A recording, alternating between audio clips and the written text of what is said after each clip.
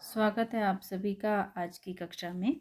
आज हम सांख्यिकी के अंतर्गत प्रदत्तों का रेखाचित्रीय प्रदर्शन के बारे में अध्ययन करेंगे। अपने पिछले व्याख्यान में हमने अध्ययन किया कि फ्रीक्वेंसी डिस्ट्रीब्यूशन किस तरीके से किया जाता है, जिसे आवृत्ति वितरण कहते हैं, और इसके आधार पर बारंबारता तालिका का निर्माण किस प्रकार से किया जाता है। हमने अपने आंकड़ों के संकलन करने के पश्चात यह जाना कि हमारे पास दो तरीके के आंकड़े आने की संभावना होती है। जब आंकड़े 30 से कम होंगे तो यह सुनिश्चित करना होगा कि हम बारंबारता तालिका का निर्माण कैसे करेंगे और अपनी आवृत्तियों का वितरण सुनिश्चित किस तरीके से करेंगे। साथ ही साथ जब हमारे पास आंकड़े 30 से अधिक हों, उनकी संख्या 100 हो सकती है, 1000 हो सकती है, लाख हो सकती है, करोड़ों में हो सकती है। तो इस आधार पर जब इतने आंकड़ों पर हम कोई कार्य कर रहे हैं तो हम किस तरीके से बारंबारता तालिका का निर्माण करेंगे, फ्रीक्वेंसी का डिस्ट्रीब्यूशन करेंगे, यह सुनिश्चित किया जाएगा। इसके लिए सर्वप्रथम हमने देखा था कि n<30 के आंकड़े जब हमारे पास हैं तो हम किस तरीके से बारंबारता तालिका का निर्माण करेंगे। इसके लिए एक प्रश्न लिया गया। इस प्रश्न के अकॉर्डिंग हमने देखा कि सर्वप्रथम हमको अपने आंकड़ों को आरोही या अवरोही क्रम में व्यवस्थित करना है। उसके पश्चात इन आंकड़ों को रोमन के इन अंकों में हमको टैली करना है और इसके पश्चात हमको बारंबारता सारणी का निर्माण करना है, यानी कि फ्रीक्वेंसी डिस्ट्रीब्यूशन के अंकों को लिखना है। इस आधार पर हमारी फ्रीक्वेंसी डिस्ट्रीब्यूशन टेबल यहाँ पर आपके समक्ष तैयार है।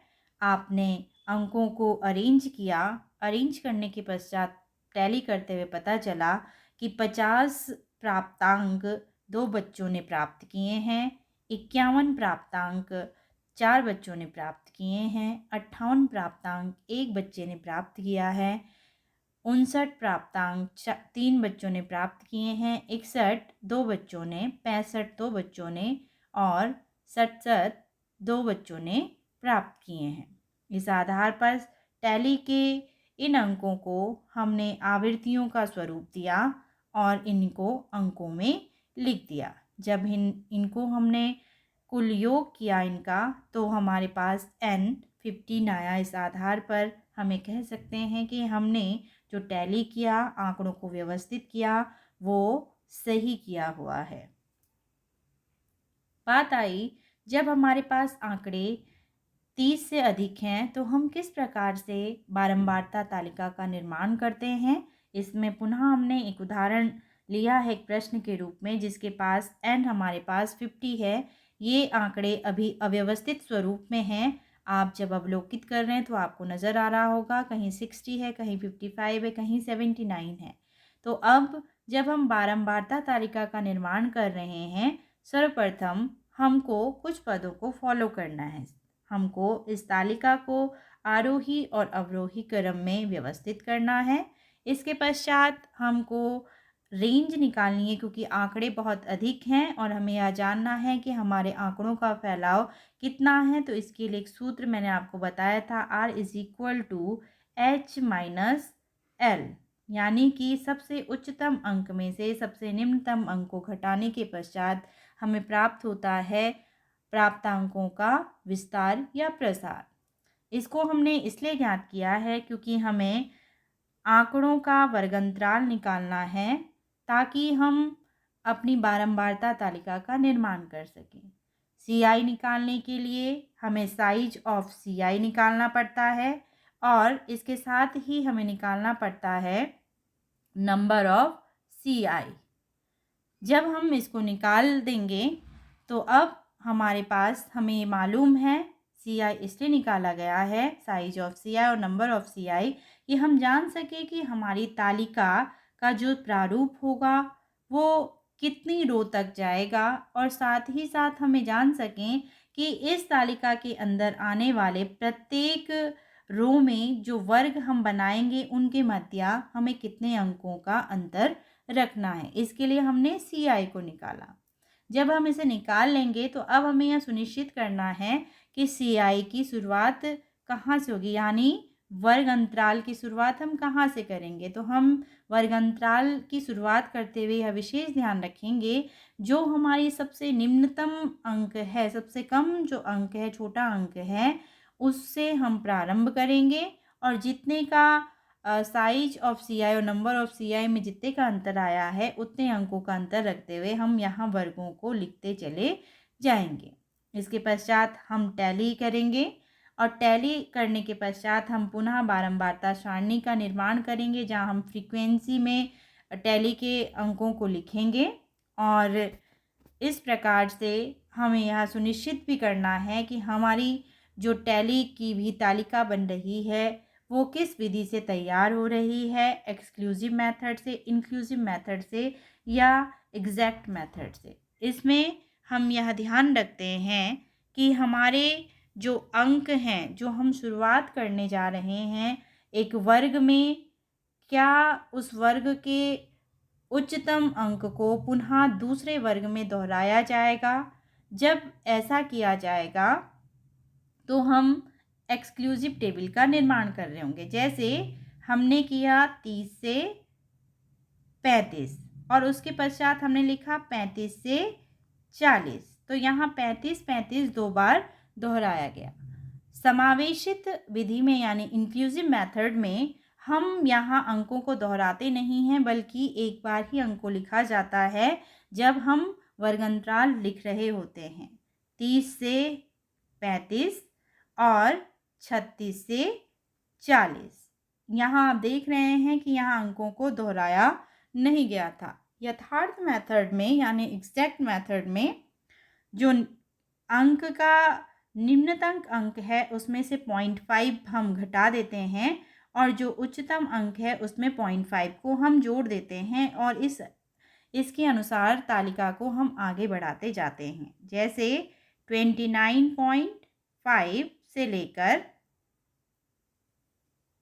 35.5 तक हमारी टेबल आगे बढ़ेगी। आगे हम लिखेंगे 35.5 से लेकर आगे हम चलेंगे 40.5। तो ये ऐसे मेथड से बनने वाली तालिका एग्जैक्ट मेथड से बनाई जाएगी। तो हमने यहाँ पे एक मेथड से तालिका का निर्माण किया है। आंकड़ों को आरोही अवरोही लगाने के पश्चात, रेंज निकालने के पश्चात, CI बनाने के पश्चात इस प्रकार से हमने तालिका का निर्माण किया।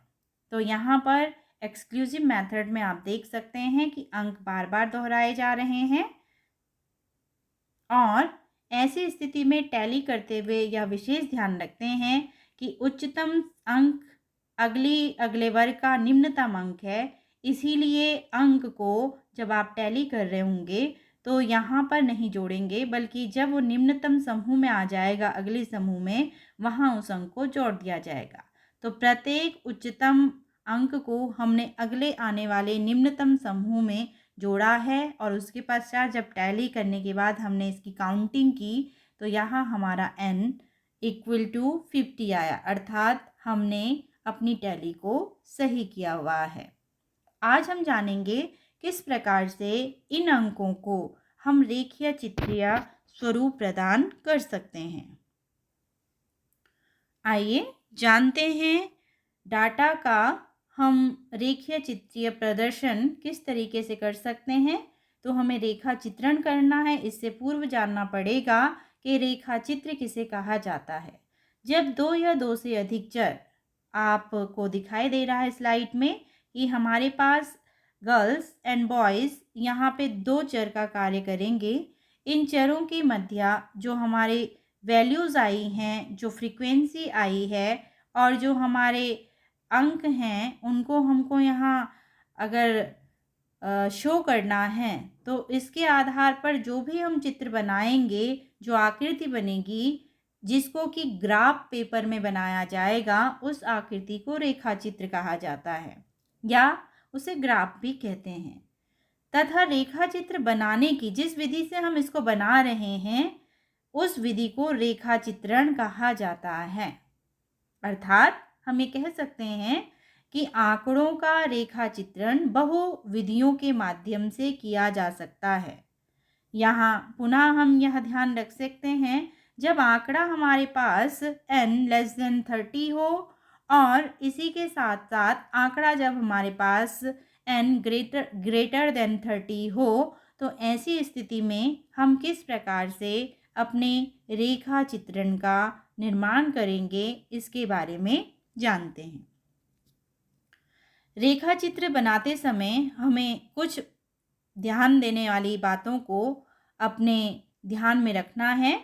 जैसे कि जब हम रेखा चित्र बना रहे होंगे तो हमें ग्राफ पेपर में यह विशेष ध्यान रखना है कि ग्राफ पेपर में रेखा चित्र बनाते हुए 2 रेखाओं का प्रयोग किया जाता है। इस प्रकार से यहाँ पर ये 2 रेखाएं 2 नामों से जानी जाती हैं, X axis and Y axis. X axis always यानी कि हमेशा ये पड़ी हुई स्थिति में होगी और वाई एक्सिस हमेशा खड़ी स्थिति में होगी। तो जो रेखा आपको इस तरीके से डाउन में दिख रही है वो एक्स एक्सिस है और जो अप जाते हुए दिख रही है वो वाई एक्सिस है। और जहाँ पे दोनों रेखाएं मिल रही हैं यहाँ शून्य से इसको इंगित किया जाता है, यानी ये केंद्र है। साथ ही साथ यह भी हमें ध्यान रखना है कि एक्स एक्सिस पर हमेशा उस वेरिएबल्स को आप बताएंगे जो कि फ्री है, फ्रीडम है, यानी कि इंडिपेंडेंट है। और उसके साथ साथ वाई वेरिएबल पर, वाई एक्सिस पर आप उन वेरिएबल्स को दिखाएंगे जो कि डिपेंडेंट है। जैसे हमने अपने जब टेबल का निर्माण किया तो हमारे पास हम देख रहे थे कि CI निकला था और फ्रीक्वेंसी निकला था। तो जब हम CI को लिखेंगे तो हमारे लिए वहाँ पर इंडिपेंडेंट वेरिएबल से स्वतंत्र चर है, तो उसको हम यहाँ दर्शाएंगे इस रेखा पर। और जो फ्रीक्वेंसी है वो डिपेंडेंट है CI पर, तो उसको हम Y रेखा पर दर्शाने का कार्य करेंगे। उसके पश्चात हमें यह विशेष ध्यान रखना है कि जो एक्स एक्सिस वाली रेखा होगी उसको हमेशा हमको थोड़ा सा क्या रखना है, बड़ा रखना है, क्योंकि हमारे जो CI है या मैं कहूँ X एंड Y जो हमारे नंबर होंगे वो अधिक मात्रा में होंगे। उसके लिए हमको इसको क्या करना है, थोड़ा सा लंबा रखना है। और जो फ्रीक्वेंसी होती है, फ्रीक्वेंसी के लिए हमको Y रेखा को छोटा हम रख सकते हैं, उतने से हमारा काम चल सकता है। इसके साथ साथ हमें यह विशेष ध्यान रखना है कि हम जिस रेखा चित्र का निर्माण कर रहे हैं उस रेखा चित्र का नामांकन करना अत्यधिक आवश्यक है। साथ ही साथ जो हमने ये चित्र बनाया है इसके लिए हमें पैमाना भी निर्धारित करना पड़ेगा। किस प्रकार से, आइए जानते हैं। जब हमने रेखा चित्र का निर्माण किया तो रेखा चित्र के निर्माण करते हुए हमें यह ध्यान रखना है कि हमने जिस रेखा चित्र को निर्मित किया है उस रेखा चित्र में ये वाई रेखा ही एक्स एक्स है। इसके लिए हमें कुछ संकेत चिन्ह देना पड़ेगा इस तरीके से। साथ ही साथ एक पैमाना भी बताना पड़ेगा कि जो हम अब प्राप्तांक लिखने जा रहे हैं, यहाँ हमें यह विशेष ध्यान देना है कि हम जब एक्स एंड वाई रेखा पर अपने रेखा चित्रीय प्रदर्शन कर रहे हैं डाटा का, तो उस समय हम जो CI का या मैं कहूँ एक्स एंड वाई प्राप्तांकों का जो हम वैल्यू रखेंगे, वैल्यू के मध्य में जो अंतर रखेंगे, ये कितने सेंटीमीटर का हम रखने वाले हैं, इसको भी दर्शाया जाता है। साथ ही साथ हमको यह भी ध्यान रखना है कि जो हम रेखा चित्र बनाने जा रहे हैं वो जिस चीज़ के बारे में बनाया जा रहा है उसके बारे में स्पष्ट बता सके, ऐसा उसका प्रदर्शन होना चाहिए। साथ ही साथ रेखा चित्र का जो मेज़रमेंट है, अभी मैंने आपको कहा कि पैमाना होना चाहिए, उसका जो मेज़रमेंट है वो बिल्कुल प्रॉपर होना चाहिए। ऐसा नहीं कि किसी अंक के मध्य में आपने बहुत दूरी रख दी है और किसी अंक के मध्य में बहुत नज़दीकी आप लेके आ गए हैं। जब आप रेखाओं का अंतर दे रहे हैं तो माप सही होनी चाहिए। साथ ही साथ जो आपका रेखा चित्र है वो आंकड़ों के नेचर को बता सके। जैसे मैंने कहा कि एक्स एक्स पर हमेशा आपको इंडिपेंडेंट वेरिएबल्स को बताना है और वाई एक्सिस पर आपको हमेशा डिपेंडेंट वेरिएबल्स को इंडिकेट करना है। तो यहाँ हमें स्पष्ट हो रहा है कि हमने इधर फ्रीक्वेंसी लिखी हुई और इधर हमने CI को लिखा हुआ है। तो ये हमको स्पष्ट करने वाला हो ऐसा चित्र हमेशा आप बनाएंगे। इसके बनाने की कुछ विधियां हैं, जैसे कि पहला आता है आपके पास पाई डायग्राम, जिसे वृत्त रेखा चित्र भी कहा जाता है। उसके बाद आता है बार डायग्राम, जिसे दंड आरेख या स्तंभ रेखा चित्र भी कहते हैं। कंपैरेटिव बार डायग्राम, तुलनात्मक स्तंभ रेखा चित्र। कम्युलेटिव फ्रीक्वेंसी कर्व, संचयी आवृत्ति वक्र। कम्युलेटिव परसेंटेज फ्रीक्वेंसी यानी संचयी प्रतिशत आवृत्ति। और उसके साथ आता है आपका फ्रीक्वेंसी पोलोगन यानी कि आवृत्ति बहुभुज। रेखा चित्र बनाने वाली विधि को रेखा चित्रण कहा जाता है। तो जो विधियों से बन रहा है जो चित्र, उसे हम रेखा चित्रण कह रहे हैं। तो किस तरीके से रेखा चित्रण का प्रयोग किया जा रहा है, आइए इसको जानते हैं। सबसे पहले हम जानते हैं पाई डायग्राम का निर्माण कैसे किया जाता है। हमारे पास यहाँ कुछ आंकड़े दिए हुए हैं CI और फ्रीक्वेंसी पर आधारित। किस तरीके से हम वृत्त रेखा चित्र का निर्माण करेंगे। वृत्त रेखा चित्र यह कोणीय नाम से भी जाना जाता है। जैसे एक वृत्त को आपने देखा होगा कि वृत्त में 360 डिग्री का कोण बनता है। इसकी सहायता से ही हम यहाँ पर अपने वृत्त रेखा चित्र का निर्माण करेंगे। इसको बनाने के लिए हमें कुछ स्टैटिकल मेथड को फॉलो करना है। हमने सबसे पहले CI को लिखा, उसके बाद फ्रीक्वेंसी को लिखा, N हमने काउंट कर लिया है। अब हमको यहाँ पर जो हमारा एक समूह के अंतर्गत आने वाला मान है, उस मान को हमें 360 डिग्री पर उसका कितना वैल्यू है, कितना माप या मान है, यह हमें जानना है, या उसका कितना अंश है, इसको निकालना है। जैसे हमने देखा कि 50 से 55 रेंज के अंदर आने वाले 20 बच्चे हैं, जो कि 360 डिग्री में जिनका अंश है 55.81395349 डिग्री। इसको किस तरीके से निकाला गया, इसके लिए सूत्र यानी अंश का विभाजन का सूत्र है आपके पास 360 इंटू फ्रीक्वेंसी अपॉन N। तो हमने यहाँ देखा 360 जो कि हमारा डिग्री का मान है, 360 गुणा गए फ्रीक्वेंसी अपॉन N। ये वैल्यू लिखने के बाद जब हमने 360 को गुणा किया 20 से, तो हमारे पास वैल्यू आया, और उसको 129 से जब हमने भाग दिया तो हमारे पास 360 डिग्री का वैल्यू आ गया। इसी तरीके से सबकी हमें वैल्यू निकालनी है, और जब हम इस सारी वैल्यू को टोटल करते हैं तो हमारे पास कुल अंश आता है 360। अर्थात हमने अपने प्रत्येक फ्रीक्वेंसी का 360 डिग्री में कितना अंश आ रहा है, इसको शुद्धतम तरीके से निकाल लिया है। अब हमको एक डायग्राम का निर्माण करना है। सबसे पहले 50 से लेकर 55 तक का वैल्यू आया, तो ये हमारा यहाँ पे केंद्र है। यहाँ आपको दिखाई दे रहा है कि 90 डिग्री का एक कोण है, दूसरा 90 डिग्री इधर होगा, तीसरा इस तरीके से, और इस तरीके से 4 पार्ट में हम इसको देख सकते हैं। तो इसी पे हमको इन चारों भागों में जो हमारे अंश निकले हैं, उसमें अब हमको अपना क्या है 360 डिग्री का डिस्ट्रीब्यूट करना है। तो डिस्ट्रीब्यूट करने के पश्चात हमें पता चला कि हमारा 50 से 55 CI के अंतर्गत फ्रीक्वेंसी का डिग्री है 55.81, जो यहाँ से स्टार्ट होकर यहाँ तक आ रहा है। उसके पश्चात 55 से लेकर 60 तक आ रहा है 36.2790697 वो यहाँ पर तक आ रहा है। 60 से 65 में 13% आ रहा है, यानी कि 47.44, और 186047 ये यहाँ तक आया। इसके पश्चात 65 से 70 के मध्य की रेंज को लिखा, फिर 70 से लेकर 75 तक की रेंज को, फिर 75 से 80 की रेंज को, फिर उसके पश्चात 80 से 85 की रेंज को। यहाँ पर हमारा वृत्त रेखा चित्र अब पूर्ण हो चुका है। हमने अपने रेखा चित्र में 360 डिग्री के उस मान को, जो कि हमने सूत्र के माध्यम से निकाला था, उसके आधार पर डिस्ट्रीब्यूशन कर कर वैल्यू को लिख लिया और इस तरीके से हमारे पास हमारा वृत्त रेखा चित्र बनकर तैयार है। नेक्स्ट है दंड रेखा चित्र यानी कि बार डायग्राम।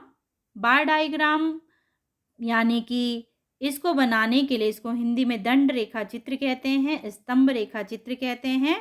ठीक उसी प्रकार से जैसे घर बनाने के लिए पिलर्स की आवश्यकता होती है, उसी प्रकार से आंकड़ों को प्रदर्शित करने के लिए भी हम कुछ पिलर्स का यूज करते हैं। तो ये हमारे पास हमारा डाटा है, इसके आधार पर हमें बार डायग्राम का निर्माण करना है। आइए देखते हैं। मैंने आपसे कहा था कि ये हमारी एक्स रेखा है और ये हमारी वाई रेखा है। एक्स रेखा वाई रेखा से बड़ी होनी चाहिए, आपको दिखाई दे रहा होगा इसमें। इसके पश्चात हमने फ्रीक्वेंसी को यहाँ लिख लिया है और हमने अपने प्राप्तांकों को यानी CI को यहाँ लिख लिया है। प्रत्येक खाने के मध्य में बराबर का अंतर छोड़ा गया है, यानी पैमाने का वैल्यू हमने मेजरमेंट बराबर छोड़ा हुआ है। अब हम देखेंगे कि दंड रेखा चित्र में 50 से लेकर 55 तक 20 बच्चे आ रहे हैं। तो यहाँ तक हम दंड रेखा चित्र को लेंगे और इसको हमने एक पिलर की तरह यहाँ पे इसको खड़ा कर दिया है। ठीक उसी प्रकार से 55 से 60 में ये हमें बता रहा है कि हमारा आंकड़ा 10 से लेकर 15 के मध्य में आया हुआ है। 60 से 65 में 15 से 20 के बीच में हमारा आंकड़ा आया है। उसके बाद 65 से लेकर 70 में 20 से 25 फ्रिक्वेंसी के बीच में हमारा वैल्यू आया होगा। 70 से 75 में हमारा वैल्यू 20 से 25 के मध्य यानी 25 के बहुत नियर है हमारा आंकड़ा। 75 से 80 के मध्य में हमारा आंकड़ा 10 से थोड़ा ऊपर तक गया है, फ्रीक्वेंसी 10 से ऊपर। और 80 से 85 में हमारा आंकड़ा है 20 और इस आधार पर हमने प्रत्येक वैल्यू की फ्रीक्वेंसी के लिए स्तंभों का निर्माण कर लिया है। तो बार डायग्राम इस तरीके से बनाया जाता है। इसके बाद आता है कंपैरेटिव बार डायग्राम। इसमें दो वेरिएबल्स का यानी कि girls 1 and boys 2 X Y हम इन्हें कह सकते हैं या एक्स हम इनको इंडिकेट कर सकते हैं। बस हमें याद होना चाहिए कि गर्ल्स के लिए किस एक्स को किस तरीके से लिखना है, वाई और लड़कों के लिए किस तरीके से। तो यहाँ दो रंग का आप देख रहे हैं प्रयोग किया गया है, जो मैं इंडिकेट कर रहा है कि एक गर्ल्स की रेंज बताई गई और एक बॉयज़ की रेंज बताई गई है। तो इन दोनों को हम एक साथ कंपेयर कर सकते हैं किस तरीके से। ये रेखा चित्र है, इसमें अगेन हमने यहाँ आंकड़ों को लिख लिया है और इधर हमने फ्रीक्वेंसी को लिखा हुआ है। मल्टी तरीके से बार डायग्राम, कंपैरेटिव बार डायग्राम को बनाया जाता है। हमने एक तरीके का प्रयोग कर रखा है जिसमें सबसे पहले हमने लड़कियों के जो ये आंकड़े हैं इनको दर्शाया हुआ है। उसके पश्चात हमने गर्ल्स की फ्रीक्वेंसी को दर्शाया हुआ है। फिर हमने बॉयज़ के आंकड़ों को दर्शाया हुआ है और फिर बॉयज़ की फ्रीक्वेंसी को दर्शाया हुआ है। फ्रीक्वेंसी में यदि हम देखें तो हमें ये ज्ञात हो रहा है कि हमारी फ्रीक्वेंसी जो है वो 10 के नियर बाई है, 10 आंकड़े के नियर बाई। और जब हम देखते हैं कि जो हमें प्राप्तांक दिया गया है वो 70 के करीबन भी आ सकता है। तो कहाँ पे 50 है, कहीं पे 51 होगा, कहीं पे 59 हो सकता है, कहीं पे 60 है। इस प्रकार से हमारे आंकड़े यहाँ पर प्रदर्शित कर रहे हैं कि बार डायग्राम अंकों के ऊपर नीचे होने के कारण बार डायग्राम की जो स्तंभ हैं वो भी क्या हो रहे हैं, अप एंड डाउन होने पर लगे हुए हैं। ठीक उसी प्रकार से फ्रीक्वेंसी भी जहाँ जहाँ पर अप एंड डाउन जा रही होगी, जिस प्राप्तांक पर, उस प्राप्तांक पर हमारे स्तंभ भी अप एंड डाउन जाने पर लगे हुए हैं। तो इस प्रकार से बार डायग्राम का निर्माण किया जाता है। आज हम इतना ही अध्ययन करेंगे। धन्यवाद।